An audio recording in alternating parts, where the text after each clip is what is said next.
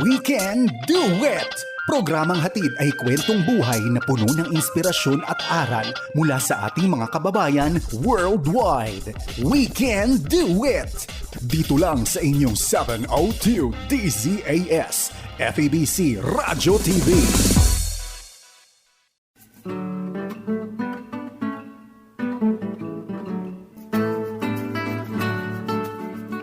Magandang araw po sa inyong lahat mga kaibigan. Narito naman po uli kami 30 minutes na programa punong-puno po ng blessing, ng information, ng inspiration, ng motivation. Ito nga po ang ating programang We Can Do It! Ito po ang inyong mga kaibigan, Maru Cepeda Javier. At ito naman po si Jonathan Mortiz. Ito po ang programang We Can Do It. Napapakinggan sa FEBC Radio TV, sa Facebook at YouTube channel ng 702 DZAS FEBC Radio TV. Gayon din po sa Channel 185 sa GCTV tuwing Sabado, alas 6:30 ng umaga. Ayun. Ang ganda ho ng ngiti namin, di ba ho? Kasi we are sharing the blessing with you. Alam mo yung ngiti na to, blessing ito eh. But we don't take it for granted na, ang dali naman ngumiti eh. Pwede ka naman ngumiti na hindi naman talaga totoong ngiti eh, di ba? But then when you are blessed, hindi pwedeng hindi ka ngumiti. Kaya you are sharing the blessing to us by telling us that you are listening to the program. That's right. At kung ano mga magagandang sinasabi natin ninyo for the glory of God po, for the glory of God. Well, we're so happy you're sending us message doon po sa Facebook Live pagka nag-post tayo ng mga programs. So please, let it flow through. I mean, flow in doon po sa mga messages ninyo, and it's a big encouragement for us. Kung meron ho kayong mga storya, definitely hahabulin namin kayo. Si Ate Maru ang hahabol sa inyo. Oh, that's right. Kasi gusto natin itong maging pagpapala sa maraming. At kasama kayo sa aming programa. Kaya just keep in touch, and we would be very glad to talk to you, especially ako kasi mahilig ako mahilig ako magkwento si Ate Maru. Magkwentuhan. That's anyway, good. Siguro yun ang gift ngayon sa akin. Isa sa mga gifts kasi retired na ako diba? Well, you're doing a great job in your ministry. Si Ate Maru ay praise God. very, very active pa rin sa... One time siya naman yung ating storya. No? Dapat kunin natin yung mga storya mula kay Ate Maru. Well, we have our guest as well, si Brother John, nandyan, nakaantabay. Ay, oo. Mamaya, i-welcome natin siya. Huwag niyong bitiwan ang ating programa. You will be blessed, especially blessed today sa ating program. So stay tuned. Alam mo, Ate Maru, yung mga guests natin, talagang umaabaw yung pagpapala. I know. I'm just excited for hearing Brother Joe's testimony. In the past Sundays po, God has been working in many ways po. Pinapakita talaga ng Panginoon na siya ay makapangyarihan sa lahat. Yeah. Kaya po dapat itong ipagsabi sa buong mundo. Yes. Global na nga ho tayo ngayon. Lahat, maraming nang nakikinig sa atin all over the world. And let us know where you are from, and let us know how God is dealing with you. Yes. And ito nga po ang ministry ng FEBC Radio International, FEBC International, ay ito yung first section natin. Ang habol natin ay abutin ang mga unreached people groups. Okay? Well, sasabihin natin, ang coworker ko, ang kapitbahay ko, unreached. Hindi pa nila napapakinggan ng ebanghelyo. Which that's really true. Kaya maging faithful tayong abutin natin ang ating pong mga kapitbahay, kamag-anak na hindi pa nakakilala personally sa ating Panginoong Hesus. Pero sa global missions, ang ibig sabihin po ng unreached ay yung mga people groups who have little or no gospel knowledge available in their own language. Oh, I see. So yan, ang sa missions po, pagka sinabing unreached people groups, okay, yun yung less than 2% ng population ay Kristiyano. And that is still considered as unreached people groups. Mm-mm. So ang FEBC po, ito ay mandate sa atin. Ito yung call natin, Ate Maru. That's why we're existing, Yeah, yeah. is to really reach the unreached. Mhm. Uulitin ko po, ang population po natin ngayon ay 7.75 billion. Ang hindi pa ho reached ay 3.2 billion people Wow. have never heard the gospel. Mhm. Kaya marami pa ho tayong mission, marami pa tayong dapat gawin Yeah. as a church, Mhm. as an individual. Ang individual naman kasi ay membro ng church, Yes. ang Universal Church. Mhm. So mga kaibigan, gusto kong bahagi uli sa inyo ang pag-abot natin sa mga Yumien people.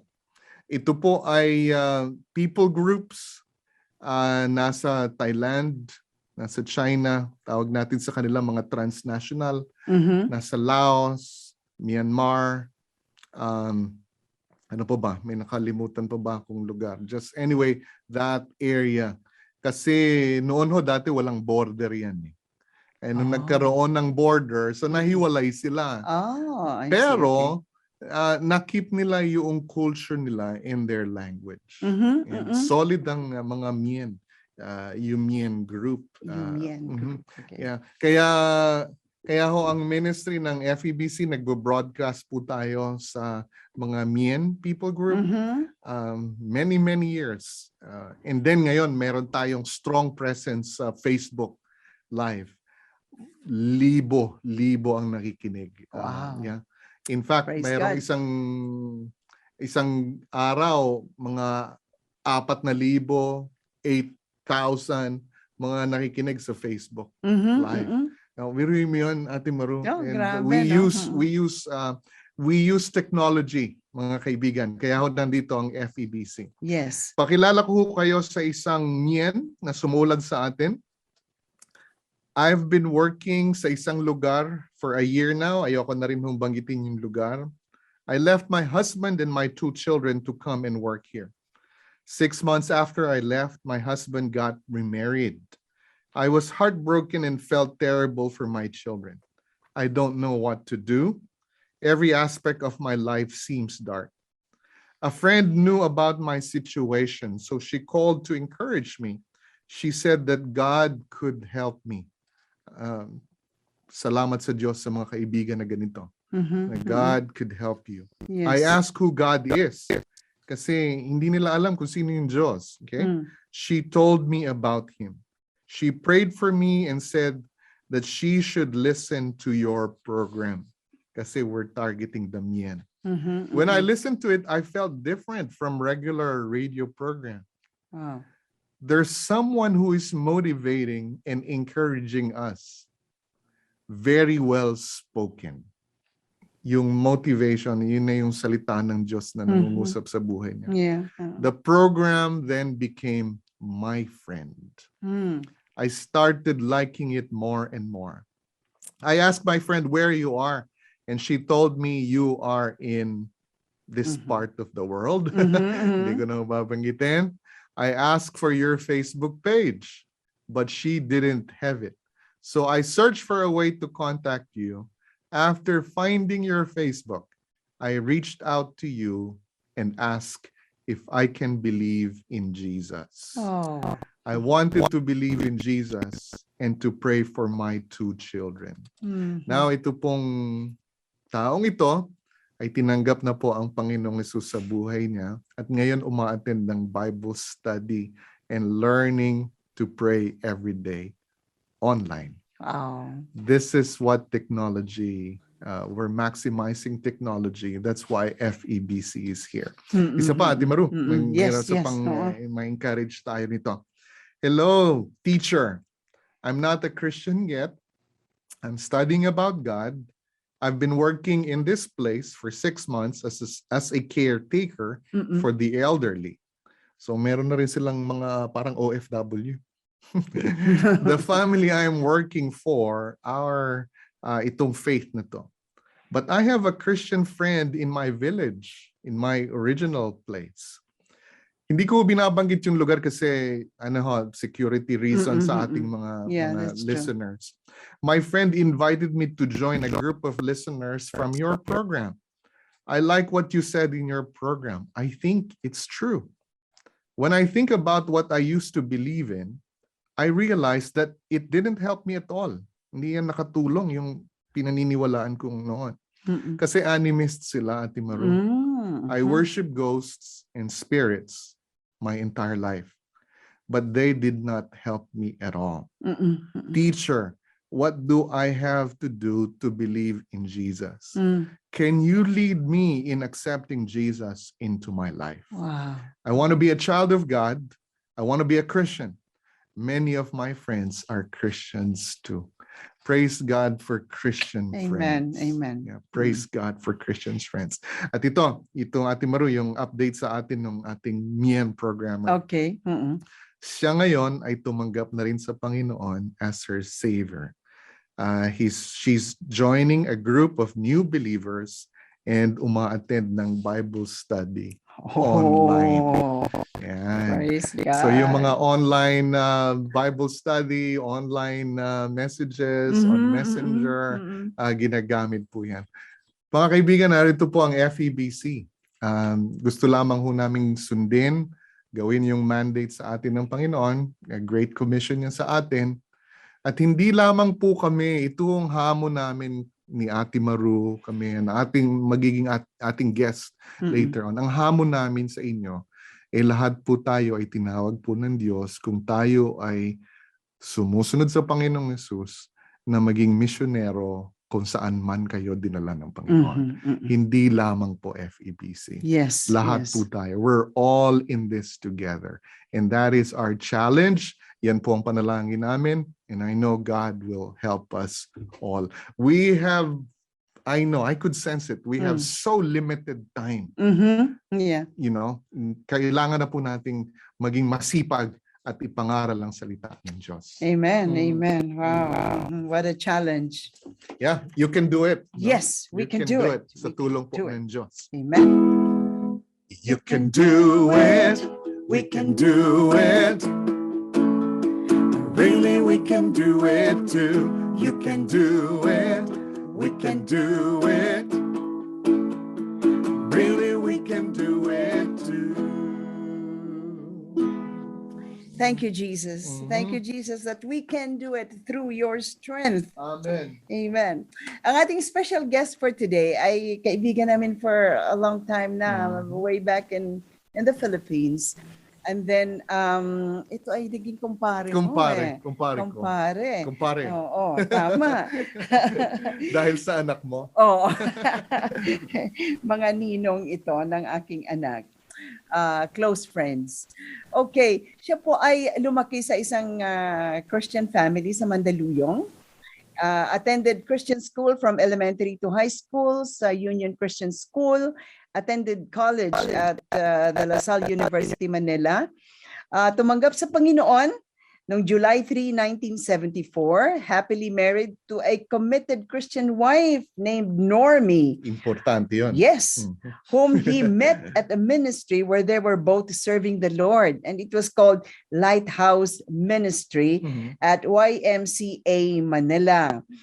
Blessed with two lovely daughters, Christine and Catherine, and welcome a new son in the Lord. Kasi nga, nag-asawa si Catherine kay Richard noong August 8, 2020. Oh, lately lang. And of course, he worked in several financial institutions as an auditor and just recently retired June 12, 2021 from Wells Fargo after 70 years of service. 17. Oh, 17. 1-7. Hindi 7-0. Pinapatanda mo ating kumare. 17. Okay, let's welcome sa ating program. Excited ako to hear him again. Brother Joe Forbes. Hello. Welcome. Welcome. Paring Thank you. Thank you so much. Para alam ko you have a lot of things in your heart na gusto mo i-share sa amin.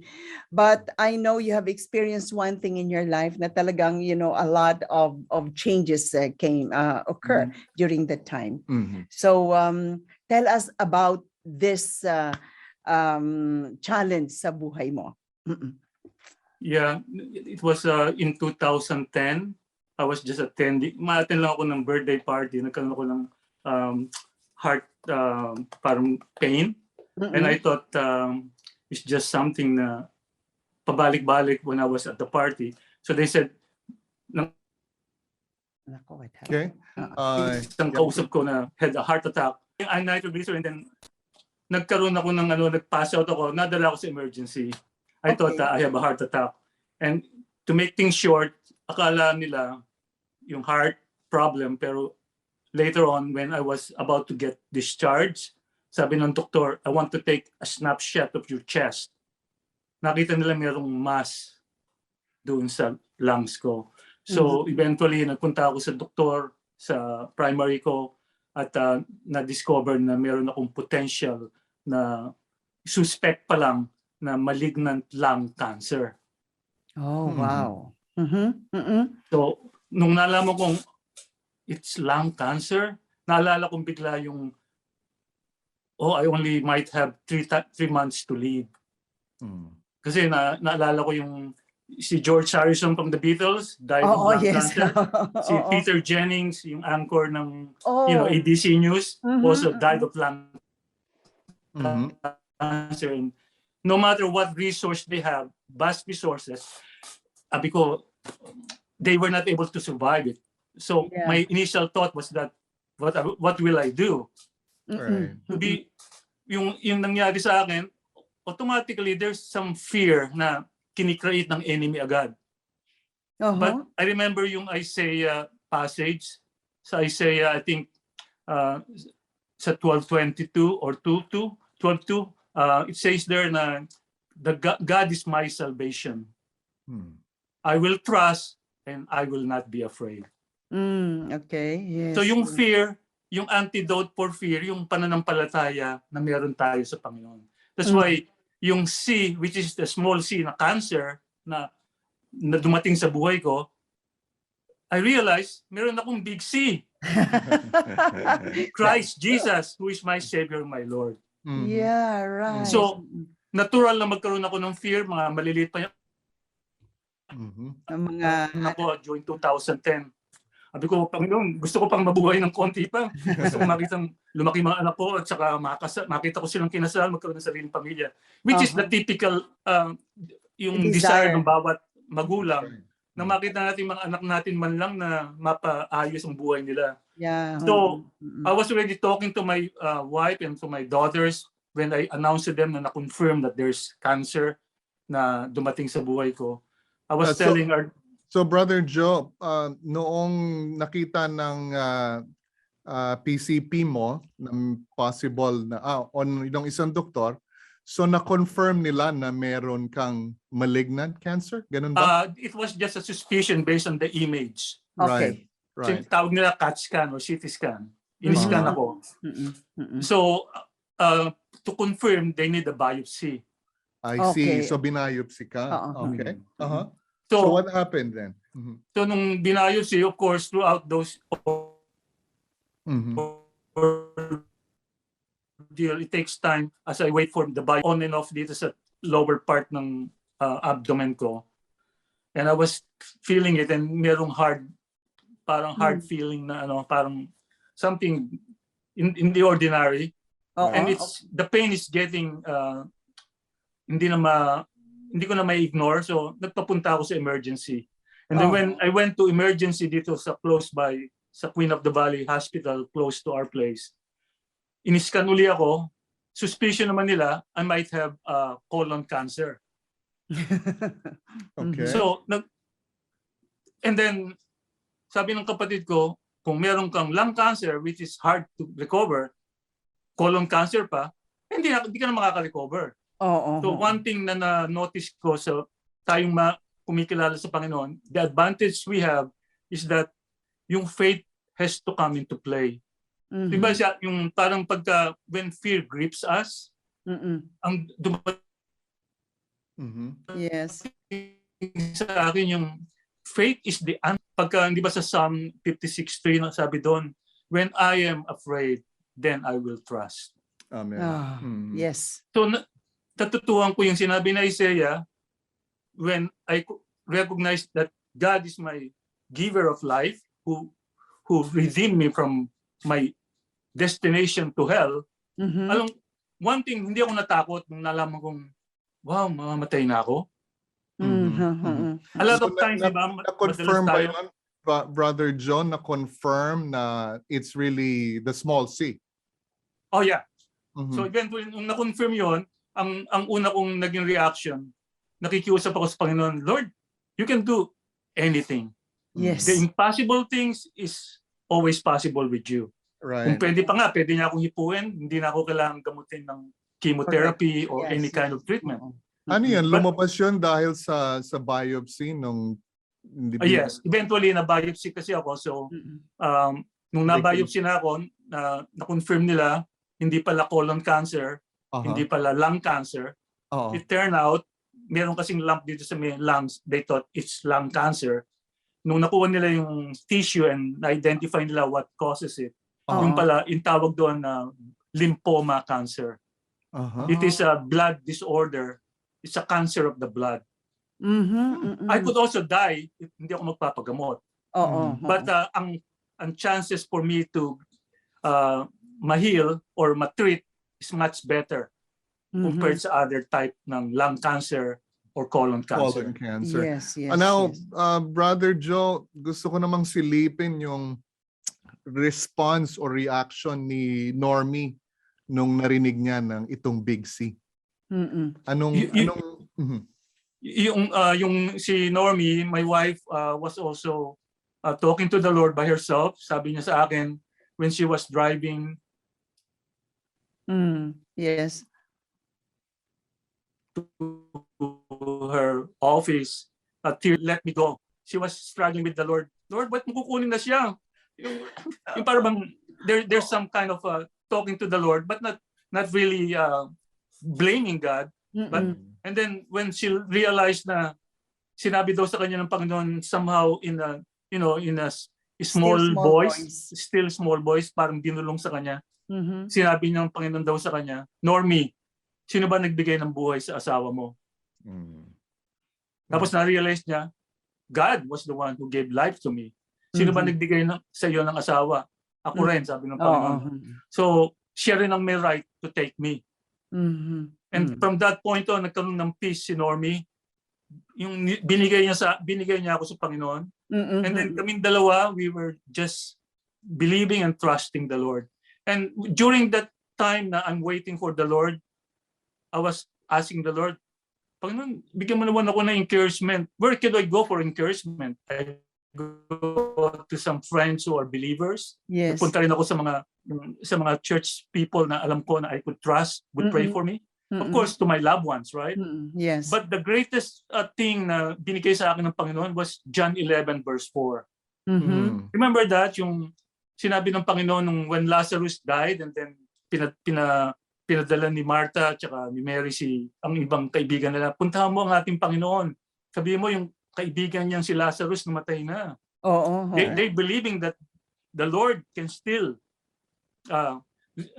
heal Lazarus, but he's already dead. Tapos yung sinabi ng Panginoon, di ba nung nakita siya, this sickness is not unto death, but for the glory of God. Ang ginawa ko, kinlaim ko yung promise na yun for myself. Lord, I'll take that promise. Sinabi mo na, this sickness is not unto death, but for your glory. Amen. Wow. And then doon ako nagkaroon ng yung faith na hindi blind. I'm not trying to boast on my faith. I'm boasting on God's promise. You claim it by faith and the fear went away. So I submitted myself sa what process it will be. I'm still hoping during the time na naka-schedule po na ako for treatment. Sana Panginoon, di na ako mag-chemotherapy. Tatakot ako. Kung pwede sana, no? Ipuin mo na lang ako. So apparently, eventually, I have to walk through the valley. Oo. And then naging meaningful sa akin yung Psalm 23. Na-realize ko, pag naglakad ka pala sa valley, don't stop. Pagka nag-stop ka, may stuck ka on fear. Ang ginawa ko, just kept walking, trusting God. Yung pala yun. Ang storm doesn't stay too long. It will pass. Yes. But how you respond on what God will do to us, of course, we wish the best. Panginoon, ayoko na ng ma-experience to. Pero sabi ng Panginoon, di ba? Sabi sa James, you count it all joy when you fall into various trials. May purpose pala ang Panginoon why we have to go through testing. And I realized that testings in life is something that we should welcome. We have when a situation arrives without our control, where do we go but to the Lord? Yeah. May option tayo. There's so many options, pero the best option is go to the Lord. Yeah, Brother Joe, I know you've been reading the scripture many, many times, right? Pero how, these scriptures that you are quoting right now, it became so special to you in this time, right? Yes. Dahil sa ganitong, it becomes so real to you in this. Becomes in this- alive. Yes, kung tutusin nga, nung bata pa ako, nadidinig ko na yung sa James, di ba? Sa James chapter 1, yung count it all joy. How could I count joy? Yung trials. Ayoko ng trials. Sino gusto ng trials, di ba? Pero nung na-experience ko to, that's when I realized I have to open my arms. Lord, this testing is that your glory will be magnified through the life na binigay mo sa akin. That's right. Wow. So ang buhay pala natin, pag lalo tayo nakasenter sa Panginoon, yung trials will become like a stepping stone for us to see. Yung na-realize ko yung eventually after that, all these things na nangyari, yung trials pala, hindi pala enemy ng aking kaluluwa. Yung pala, yun ang tumutulong sa atin to prove na ang Panginoon ay tapat. He's faithful. Wow. Wow. Brother Joe, it's really interesting kasi yung verse ni Apostle Paul, I mean, when Paul wrote this, when we are weak, then we are strong. That's so amazing, when we become strong in Him, when we are weak. Yes. Hindi ba pagka yung, sometimes, pagka, sometimes we depend on our abilities. Yeah. But when you encounter a situation where you are helpless and you have nothing that you can do, all you have to do is submit to the Lord. And then, two things pwede kong gawin. Hindi na ako magpagamot. Just believe in faith. Lord, ipaggalingin mo ako, kundi mapapahiya tayo. We're not, God is not like that. We cannot dictate. So what I did, I submitted myself doon sa process ng treatment, and then the Lord delivered me. So you went through chemotherapy as well? Yes, eventually. And now, and the Lord, and now your situation? Well, naka-recover ako for 5 years. And then, actually, after 5 years, bumalik. Then, wow, Lord, bakit bumalik na naman? And then, after 3 years, na na-treat ako sa second time, bumalik uli. Which was lately, nagkaroon ako ng cancer nung bago mag-COVID. Ngayon, I'm on remission. So, medyo, I could mention that to you later, yung 2 episodes na yun. But for right now, I praise God for what He has done in my life and to us as a family. And we became much closer as a family. Wow. Because we have learned through trials and testings in life na yung testing pala is something that we should welcome. And then we could see now that we cannot understand God in a deeper way kung hindi ka pala dadaan ng mga pagsubok sa buhay natin. Kaya sa ating mga kababayan, mga kaibigan, na minsan like ngayon, panahon ng COVID nung last year, even now, maraming natatakot mamatay. Pero one thing na na-realize ko, kung wala ka pang Kristo sa buhay mo, doon ka matakot. Dahil ang buhay nating pangkatawan na ito na nasa lupa is just temporary. We're not meant to live here forever sa mundo. But fear the God who can kill the body and also kill and send your soul to hell. Amen. Right, right. Wow. Brother Joe, marami ka pang sasabihin I know. next time. So Yes. we're gonna end our program for this time. Pero thank you so much. Yes, Thank you have blessed us. You have blessed us. Mhm. We We can can do Thank you. it. Yes, we can do it. With Christ who gives us strength, we can do it. Yes, we can do it. With Christ who gives us strength. Muli po, maraming salamat sa ating special guest si Brother Joe Forbes at ganun din po sa inyo sa walang sawang pagkikinig at pagsama sa amin. Maraming salamat. Until next Sunday, dito ulit sa ating We can do it. Bye-bye.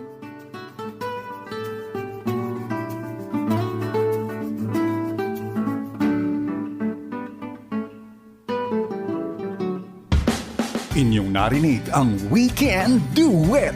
Dito lamang sa inyong 702 DZAS FEBC Radio TV, Agapay ng Sambayanan.